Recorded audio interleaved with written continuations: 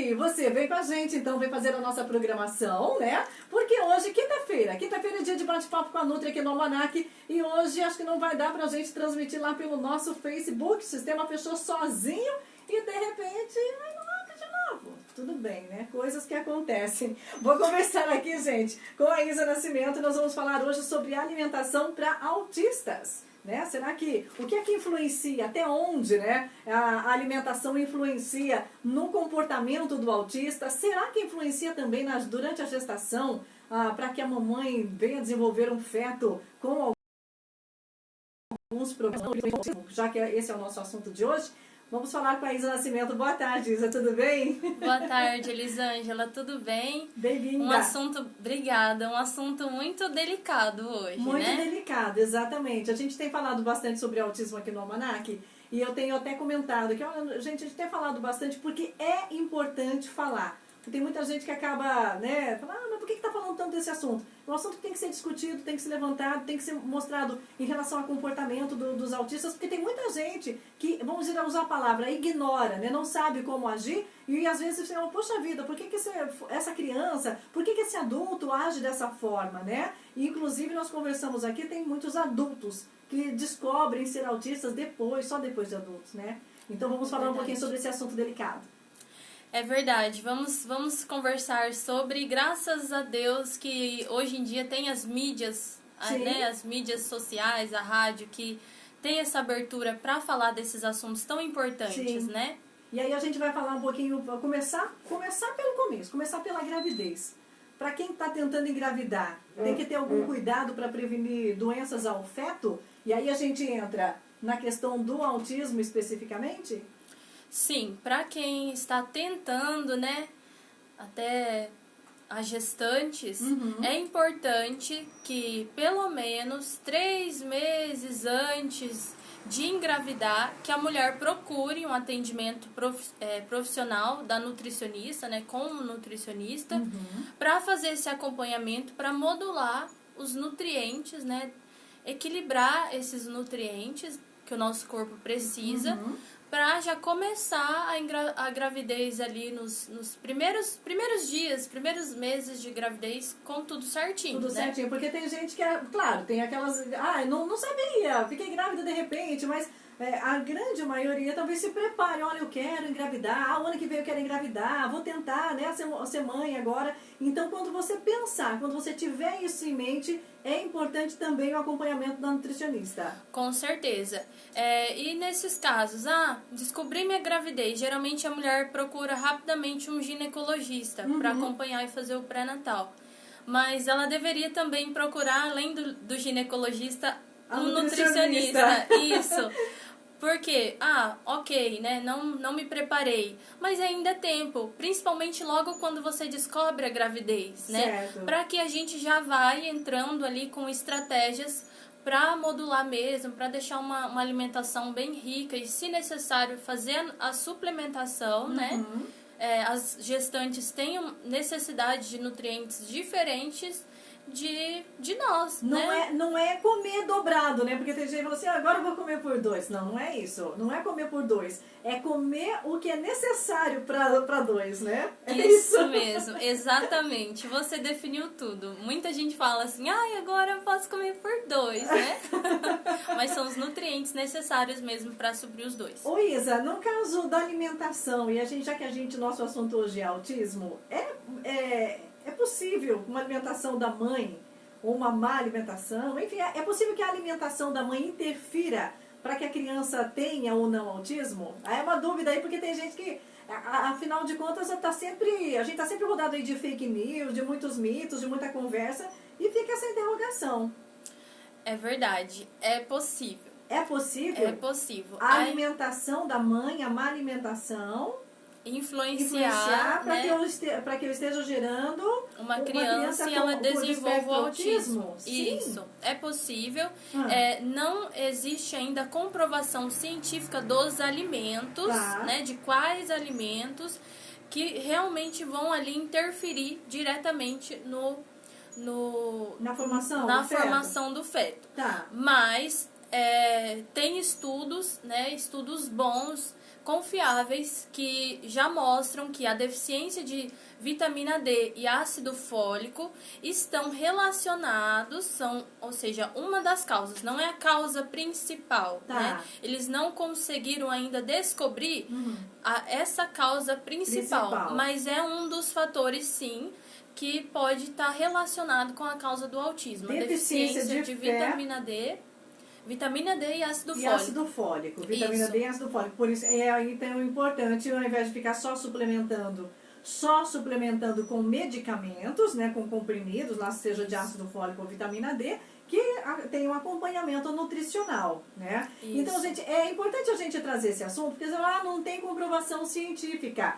não descobriram a fundo, mas tem muitas evidências que levam a isso, né? Então, tem a parte genética, que é muito, né? Exatamente. O que de fato define o autismo, né? Mas, se você tiver uma propensão genética e algumas deficiências alimentares, então pode... É esse o pensamento? É esse o raciocínio? É esse o pensamento. Tem sim a parte genética que deve ser levada em consideração, mas sabe-se que hoje em dia a ciência já consegue correlacionar sim a deficiência desses nutrientes na causa aí, em um dos fatores do autismo. Do autismo no desenvolvimento do feto. Agora vamos falar então de quem já é diagnosticado com o transtorno do espectro autista. Esse é o nome correto, né? Se eu não estou enganada, esse é o nome correto, é o TEA, né? Então, a pessoa, quais são as principais características da alimentação dos portadores que têm autismo? A principal característica da maioria, né, dos portadores, a minoria que não tem é a seletividade alimentar. A maioria das pessoas que têm o transtorno espectro autista são muito seletivas. Eles escolhem muito mais o alimento, é muito mais do que, um exemplo, uma criança, um adulto que fala, não gosto disso, não quero isso, não quero comer isso, não quero experimentar isso. O autista seleciona ainda mais o que ele ingere, Sim, é isso? Ele seleciona ainda mais, por quê? Porque o olfato dele, ou seja, o sentido de cheiros, ele tem uma sensibilidade a cheiros muito maior. Então, um cheiro de um alimento que a gente sente, nossa, que gostoso, o cheiro desse alimento, para um autista ele pode sentir aquele cheiro e se sentir mal, sentir náuseas devido àquele cheiro. Então, dependendo dos cheiros, né, dos alimentos, no momento do preparo, ou o cheiro do alimento in natura em si, pode fazer com que o autista rejeite aquele alimento. Então, quando você fala de alimento in natura, uma salada mais colorida, de repente, não pode ser tão atrativa ou de fato ele faz com que o autista rejeite esse prato, pode ser? Isso, eles também são seletivos a cores. Então, quando a gente fala de nutrição, a gente sempre fala de um prato super colorido, né?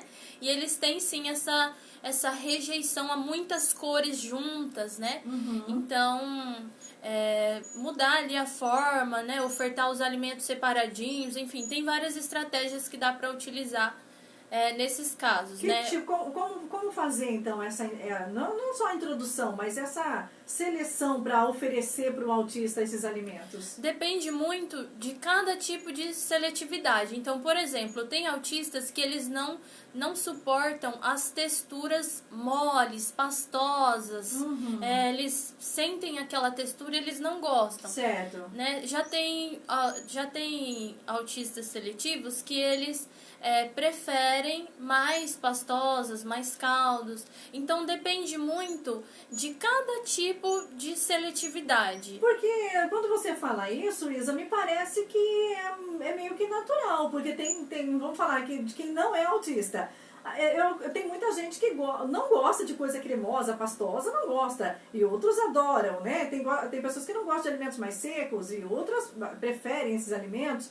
Então, assim, é difícil, então, fazer essa orientação para ofertar um alimento para um autista. É difícil, não é tão fácil assim. Isso, é difícil porque cada um tem a sua particularidade. Então, não é um assunto que eu consigo falar no geral. Tá, entendi. Né? Mas, por exemplo, vamos falar aqui uma coisa que dá para perceber quem convive com autista ou já teve contato com autista, a impressão que a gente tem é que eles, um exemplo, de alimentos industrializados, eles gostam de botar um salgadinho na boca, de pegar ali uma bolachinha, isso é fácil para eles. E aí quando a gente fala desses alimentos industrializados, a gente logo lembra daquele monte de porcaria, né, que a gente, né, desembala em vez de desembrulhar, não é isso? Exatamente. Eles tendem a... Até tem estudos que mostram que a maioria dos autistas tem sobrepeso ou obesidade. Eles têm essa propensão, né, à obesidade. Por quê? Por conta da alimentação, da seletividade alimentar. Faz com que eles escolham alimentos... branquinhos ali, ou carboidrato simples, a batata, um arroz, um macarrão, esses alimentos que você citou, salgadinho, chips, bolacha recheada, alimentos muito açucarados, né, um sabor doce, muito forte. Então, eles tendem sim a ter sobrepeso, obesidade e também a desencadear esses problemas de saúde, O que é consequente a consequência da obesidade, diabetes, hipertensão, colesterol alto e tantos outros problemas decorrentes da obesidade por conta dessa seletividade alimentar. Então, quem tem um autista em casa, seja uma criança ou um adulto, ou mesmo um adulto autista que está me ouvindo agora, né, está aqui nos ouvindo aqui, e sabe, né, e tem essas dificuldades, tem que observar mais essa orientação na hora de se alimentar, certo? Exatamente. Se perceber, né? O principal é você se analisar. Se for uma mãe com uma criança, analisa essa criança, né? Tá. Percebe o momento da alimentação. Se ela tem uma sensibilidade mais apurada a cheiros, né? Determinados alimentos, por exemplo, uma fruta, né? Geralmente a gente sente o cheiro da banana, da laranja, que são frutas que a gente consegue perceber bem o cheiro. Se você perceber que a criança, né, não gostou daquele cheiro ou teve náusea, isso já é um sinal, né? Ou seja, já não adianta insistir, é isso, Isa? Por mais que a pessoa precise, não adianta insistir. Tem algum tipo de alimento, aí vamos falar então, já que de repente eu quero insistir para que ela coma determinados alimentos. Existem alimentos que são que estão relacionados com a piora dos sintomas do autismo? Porque assim, de repente tem autista que é mais irritado, tem a questão da falta de atenção, da concentração, da hiperatividade. Existem alguns alimentos que podem piorar esses sintomas? Não existe a comprovação científica dos tais alimentos, né, que pioram os sintomas, mas existem estudos que demonstram que com a retirada de alguns alimentos tem a melhora dos sintomas. Opa, importante isso. E é questão de observação. Até a gente fala, é um assunto novo ainda. E quando a gente fala assim, ó, não está comprovado cientificamente, mas se tem uma observação sendo feita em relação a isso, gente, por que não aplicar? Né? Isso mesmo. Hoje em dia a ciência só comprova quando tem ali a plena certeza. Sim. Depois de muitos estudos. Mas quando é aplicado ali um estudo e tem-se as melhoras, né, as observações daqueles estudos em si, né, não um estudo somente, é algo que a gente precisa levar em conta. Então, quais alimentos são esses? Alimentos fontes de glúten, né, derivados ali do glúten. Certo. O que é o glúten? É uma proteína, né? É uma combinação de proteínas presentes em cereais. Tá. Então, no trigo, na cevada, no centeio. E também alimentos fontes de lactose, que é o açúcar do leite, né? Sim. E também fontes de caseína. A caseína é a proteína do leite. Então, esses alimentos com esses componentes, né, glúten, lactose, que é o açúcar do leite e a caseína, em estudos constataram a melhora, né, desses sintomas do transtorno espectro autista. Quando retira esses alimentos. Quando faz a retirada. Então, mas é importante dizer que, para fazer essa estratégia da retirada, a pessoa precisa estar acompanhada de um profissional, né, um profissional nutricionista ali acompanhando, para fazer da forma certa, né, e e fazer toda essa análise, né? Tá. E também, falando um detalhe assim importante, no caso de crianças. As crianças autistas, elas têm dificuldade em se sociabilizar com as outras crianças. Então, por exemplo, num caso de uma festinha de criança, né? Meu filho vai na festinha de um amigo. Agora, né, a gente não pode isso, mas nesse caso, mesmo com essa retirada, a sociabilização para o autista é mais importante. Então, meu filho está fazendo a estratégia de retirada de glúten e leite para controlar os sintomas, mas numa festa que as crianças já olham aquela criança como é diferente, né? Então, nesse caso, a retirada a mãe não precisa levar uma marmitinha específica para o filho, né? Só controla ali a quantidade do que ele for comer naquele momento, né? Dos salgadinhos, do bolo, regula ali a quantidade, mas deixa a criança sociabilizar e comer os alimentos fontes, não tem problema, nesse caso. Isa, a gente está falando aí de todos esses cuidados, mas tem algumas dicas que você pode dar para as mamães de crianças com autismo ou até mesmo com os adultos, né, que tem o TEA, o transtorno do espectro autista, para observar essa questão da alimentação? Tem dicas sim. Então, a primeira dica é a observação, autoanálise, se conhecer, seja um adulto, né, autista, ou seja, mães que têm crianças autistas, né, crianças na introdução alimentar ou crianças mais grandinhas, se conhecer e conhecer a criança, conhecer o que é aceito, né, e o que não é aceito. E aí, a partir disso, junto com um profissional de preferência, aliar as estratégias. Então, camuflar aquele alimento, que nem você me perguntou, mas quando a criança rejeita aquele alimento ou o cheiro daquele alimento, a gente não vai ofertar para ele, a gente não vai respeitar e não vai ofertar daquela forma. Mas a gente pode camuflar sim, que a criança nem vai perceber, né? E aí a gente inclui. Por exemplo, uma criança que acostumou tomar suco de caixinha, né, ou refrigerante. Isso. Faz o suco natural, coloca Eu vi um médico falando sobre isso, dica para as mamães, né, de uma paciente dele. Eu orientei a mãe, ele gosta de tomar na caixinha, coloca o suco ali na caixinha, na latinha e dá para ele vai ficar feliz, contente ali, né? Sim. Então, assim, tem várias formas, né? Fazer um suco ou algo que ele gosta, um bolo e uma torta e colocar legumes ali, enfim. O profissional junto com a pessoa, né, com o adulto, vai tratar com o responsável, vai traçar ali estratégias, né? E, se necessário, também suplementar. Porque às vezes a gente já pega essa criança desnutrida. Ou seja, porque como ela recusa muitos alimentos, a mãe ou de repente o cuidador ali acha mais fácil e de repente acha correto mesmo. Não, já que ele não gosta, eu não vou dar. E aí acaba tendo uma deficiência de nutrientes. Isso. Aí a hora que vai no nutricionista, gente, é muito importante fazer acompanhamento com o nutricionista quando a gente fala aí de nutrientes, de deficiência de nutrientes, principalmente nessa questão alimentar, é importante o acompanhamento do nutricionista. Afinal de contas, são os nutricionistas que estudam para isso, né? É verdade. Então, faz o acompanhamento com o médico, faz acompanhamento com a Nutri também, né? Com a Nutri, com o nutricionista, enfim, ou seja, homem ou mulher aí. Então, é importante fazer esse acompanhamento para que vocês consigam fazer essa suplementação necessária, é isso? Isso, a Nutri vai identificar, através de estratégias que a gente tem, de recordatório alimentar, de saber se a criança, através de exames também, analisando os exames desse paciente, então a gente vai saber a hora de suplementar, a hora de retirar essa suplementação, porque já está tendo consumo através de alimentos, então por isso é importante o acompanhamento com o profissional. E se acaso alguma mamãe ou alguém falar, mas eu não tenho condições, né, financeiras.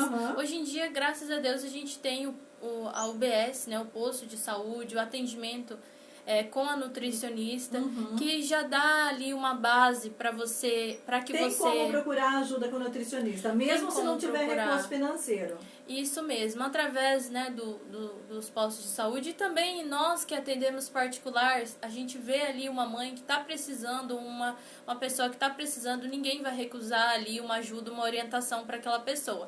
Então, não se sinta sozinho se você tem pessoas na sua família que são autistas, né, que têm dificuldades nessa questão da alimentação, que têm problemas de saúde, né, procura realmente um profissional da sua confiança, não somente o médico, mas procura um profissional nutricionista para te ajudar nesse momento. Tá certo. E quem quiser procurar a Isa, faz como? Nutri Isa, Isa Nutri. Quem quiser me procurar, eu tô no meu Instagram, @NutriIsa, 2 Is juntinho, NutriIsa _. E também através do meu WhatsApp, né? Tem o meu WhatsApp lá no meu Instagram, é só você entrar aqui, clicar que já vai lá clicar direto. que já cai direto no meu WhatsApp. Tá certo, Isa, muito obrigada pela sua participação. Foi uma pena a gente não conseguir transmitir esse bate-papo hoje aqui pelo nosso Facebook, mas tá no seu Instagram, né? Tá no meu Instagram que é a live. Quem quer a live de hoje aqui, tá mostrando só a Isa, não tem o nosso padrão aqui de sempre, mas tá lá no Instagram da Isa, um bate-papo muito, muito legal. Obrigada aí pela sua participação, tá bom? Eu que agradeço, é sempre bom vir aqui falar de nutrição, então sempre fico feliz de vir aqui. Muito obrigada. Obrigada, até a próxima. Gente, toda quinta-feira aqui no Almanac tem bate-papo com a Nutri. Eu agradeço imensamente aqui a participação, a colaboração das nutricionistas aqui de Goiôerê e da região, que se dispõem a vir aqui ao programa participar desse nosso bate-papo. Então, quinta-feira tem mais bate-papo com a Nutri. Boa tarde. O melhor. Pena, não deu. E aí tava mostrando o disco cheio. Eu tava tentando ali, falei, vai que eu consigo, né? Mas foi muito legal. Teu roteiro é sensacional. Muito obrigada a todos que participaram. É o teu tamanho. Ai, desculpa. Imagina.